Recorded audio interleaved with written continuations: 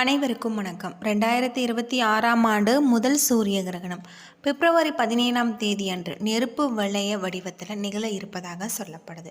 சுமார் 4:30 மணி வரை நீடிக்கும் இந்த அரிய வானியல் நிகழ்வு நிலவு சூரியனை பகுதியளவு மறைக்கும் பொழுது ஒளிவட்டமாக தெரியக்கூடிய தன்மையினால் சிறப்பு பெறுகிறது அப்படின்னே சொல்லலாம்.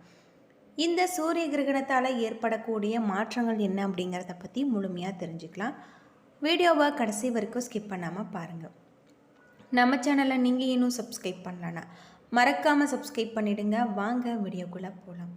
சூரியன், நிலவு மற்றும் பூமி ஒரே நேர்கோட்டில் வரும் பொழுது சூரிய கிரகணம் ஏற்படுகிறது. அப்பொழுது நிலவு சூரியனை முழுமையாக அல்லது பகுதியளவு மறைத்து பூமியின் நிழல் உருவாகிறது. பொதுவாக ஒரு ஆண்டில் 2 முதல் 5 முறை சூரிய கிரகணம் நிகழும்.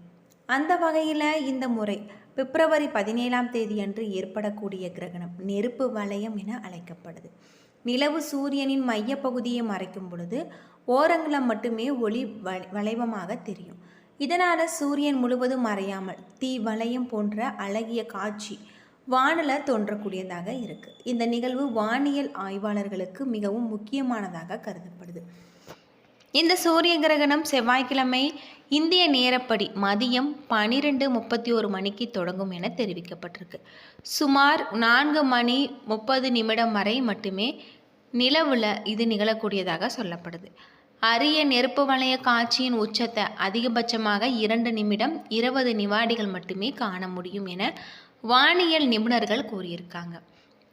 தென் ஆப்பிரிக்கா, தென் அமெரிக்கா பகுதிகளில் இந்த சூரிய கிரகணத்தை தெளிவாக காண முடியும். இந்தியாவில் நெருப்பு வளைய சூரிய கிரகணம் காட்சி நேரடியாக தெரியாது அப்படின்னும் சொல்லப்படுது. இந்த சூரிய கிரகணம் நிறைவடைந்த பிறகு பிப்ரவரி 18ஆம் தேதி சீனாவில் புத்தாண்டு தொடங்க இருக்கிறதாகும். மேலும் இது மிகப்பெரிய ஒரு மாற்றத்தை தரக்கூடியதாக சொல்லப்படுது.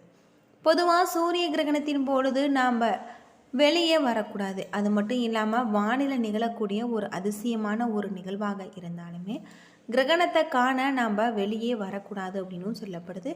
இந்தியாவில் இது பெரிய ஒரு பாதிப்பு எதுவும் ஏற்படுத்தக்கூடியதாக இருக்காது.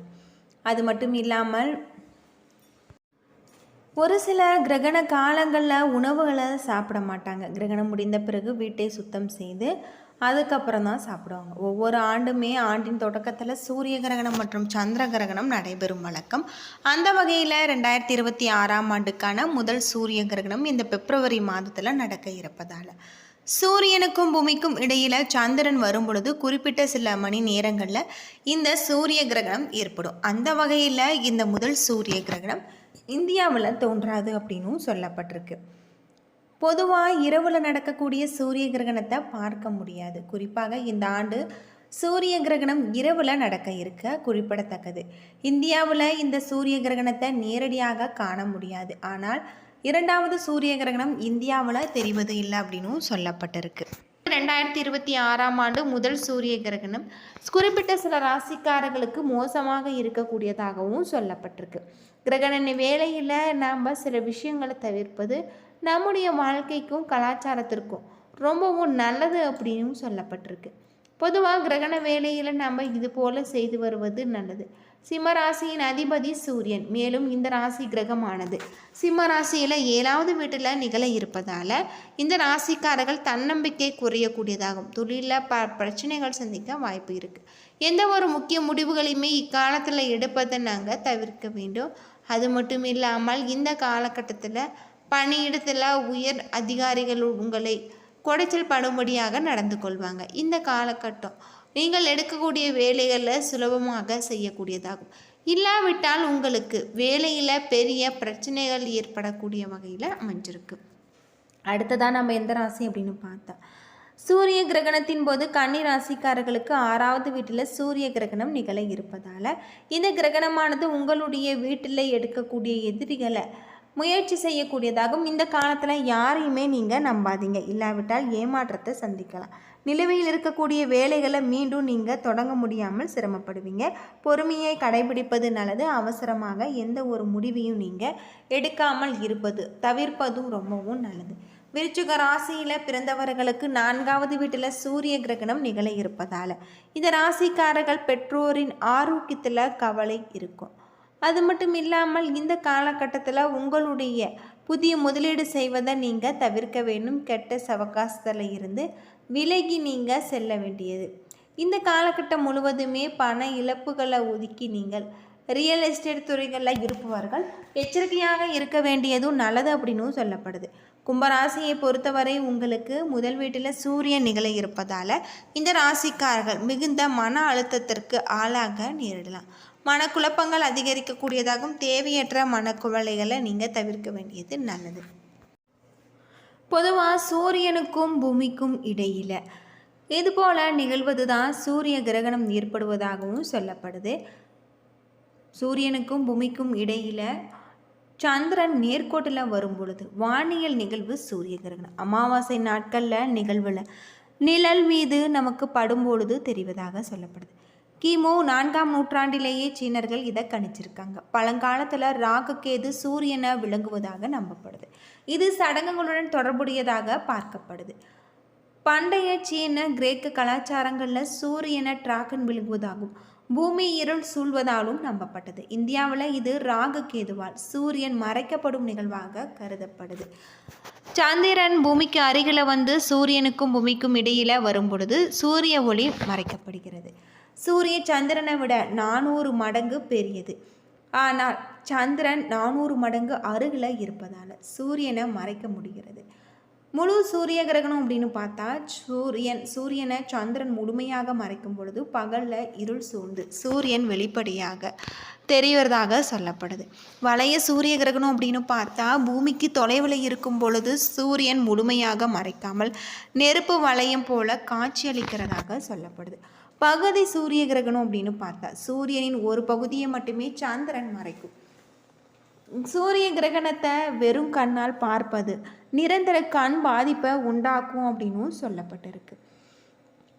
அது மட்டும் இல்லாமல் இது சிறப்பு சூரிய வடிகட்டி கண்ணாடிகளை நம்ம பயன்படுத்துவது நல்லது அப்படின்னும் சொல்லப்படுது. ஒவ்வொரு ஆண்டுமே குறைந்தது 2 அல்லது 5 சூரிய கிரகணங்கள் உலகம் முழுவதும் வெளியே தெரியக்கூடியதாக இருக்குது அப்படின்னே சொல்லலாம். சூரிய கிரகணத்தில் சூரியனுக்கும் பூமிக்கும் இடையே வரக்கூடிய சந்திரனின் ஒரு பகுதி மட்டுமே மறைக்கப்படுவதால் இந்த நிகழ்வு ஏற்படுகிறது அப்படின்னும் சொல்லப்படுது. இந்த நிகழ்வால் குறிப்பிட்ட சில பாதிப்புகளும் ஏற்பட வாய்ப்பு இருக்கிறதாக சொல்லப்படுது.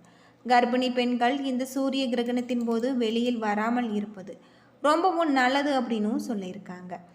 சூரிய கிரகணம் வருடம் வானத்தில் நடக்கின்ற நிகழ்வு என்றாலுமே இது மக்களிடையே இதாக பார்க்கப்படுது. சூரியனை நிலவு மறைப்பது போல தோன்றும். சில இடங்களில் முழுவதுமாக சூரிய கிரகணம் தோன்றும். சில இடங்களில் பகுதி கிரகணமாக, சில இடங்களில் நெருப்பு வளைய கிரகணமாக தோன்றும். பொதுவாக 3 விதமான சூரிய கிரகணங்கள் நடக்கிறது. முழு சூரிய கிரகணம், வளைய சூரிய கிரகணம், பகுதி சூரிய கிரகணம். சூரியனுக்கு பூமிக்கும் இடையில் நிலா வரும் பொழுது சூரியனை நிலவு மறைக்கிறதாகவும் இதுதான் கிரகணம். சூரியனை நிலவு மறைப்பது போல தோன்றும் சில இடங்களில் இந்த முழு சூரிய கிரகணம் தோன்றும். சூரியன் ரொம்ப பெரியது, நிலா எப்படி மறைக்க முடியுமோ என்று கேட்கலாம். நம்முடைய பூமியில் இருந்து பார்க்கும் பொழுது சூரியனை நிலவு மறைப்பது போல தோன்றும் அப்படின்னு சொல்லப்பட்டிருக்கு. சூரிய கிரகணத்தில் முதல் வகை முழு சூரிய கிரகணம். இந்த நிகழ்வு நடக்கும் பொழுது சந்திரன் பூமிக்கு மிக அருகில் ஒரே நேர்கோட்டில் இருக்கும். சூரியனை விட சந்திரன் மிக மிக சிறிய அளவுடையது. ஆனால் பூமிக்கு அருகில் இருப்பதால் சூரியனை முழுவதுமாக மறைத்து விடுகிறது. இதனால் சூரியனை முழுமையாக பூமியில் இருந்து பார்க்க முடியாத நிலை மற்றும் சூரிய ஒளி பூமியை அடையாமல் முழு இருட்டாக இரவு போல காட்சியளிக்கிறதாக சொல்லப்படுது. அடுத்ததாக பகுதி சூரிய கிரகணம். 2வது வகை சூரிய கிரகணம் பகுதி சூரிய கிரகணம். பகுதி சூரிய கிரகணத்தில் சூரியனுக்கும் பூமிக்கும் இடையே வரக்கூடிய சந்திரன் சூரியனின் ஒரு பகுதி மட்டுமே மறைக்கும் நிகழ்வு ஏற்படுகிறது. இதன் காரணமாக சூரியனில் ஒரு பகுதி சந்திரனால் மறைக்கப்படும். இதில் சூரியனின் ஒரு மிக சிறிய அளவு ஒரு பகுதியை மறைக்க பகுதி சூரிய கிரகணம் குறிப்பிடத்தக்கதாக சொல்லப்படும். சில நேரங்களில் நிலவில் சூரியன் முழுவதுமாக மறைக்க முடியாது. நிலவு மறைக்கப்பட்ட பகுதி கருப்பாகும். அதன் விளிம்பு நெருப்பு வளையம் போலவும் தோன்றக்கூடியதாக இருக்குது. இது கங்கண சூரிய கிரகணம், நெருப்பு வளைய சூரிய கிரகணம் அப்படின்னே சொல்லலாம். என்ன நண்பர்களே, இந்த வீடியோ உங்களுக்கு பயனுள்ள ஒரு தகவலை தந்திருக்கும்னு நினைக்கிறேன். வீடியோ பிடிச்சிருந்தா லைக் பண்ணுங்கள், ஷேர் பண்ணுங்கள், கமெண்ட் பண்ணுங்கள். இது போல் தகவலை தெரிஞ்சுக்க